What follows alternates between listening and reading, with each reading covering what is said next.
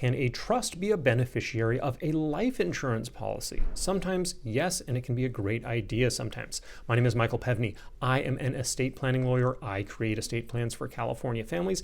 Ask an estate planning question in the comments like the commenter did here. Can you assign a trust as a beneficiary of a life insurance payout when you die? Yes, absolutely. And I, in fact, recommend this to a lot of my clients, especially if they have little kids or maybe young adults that aren't super responsible, or if they want to make sure that that inheritance is protected from potential creditors or potential divorces, that sort of thing.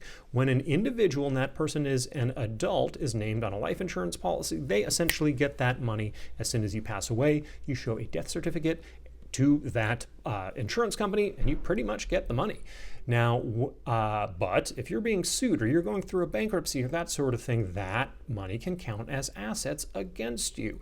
So if we want to sometimes be a little bit more responsible about the way that people inherit things, maybe we want them to wait until they're a certain age, we want them to be 25 or 30 years old or older, or we want to make sure that if they're going through a difficult time, like a bankruptcy, like a divorce, like a legal judgment, that money is not going to be counted against them and potentially go right out the window as soon as the person with the policy passes away. For that reason, we oftentimes want to name a trust. I typically create revocable living trusts for people as the beneficiary of a life insurance policy.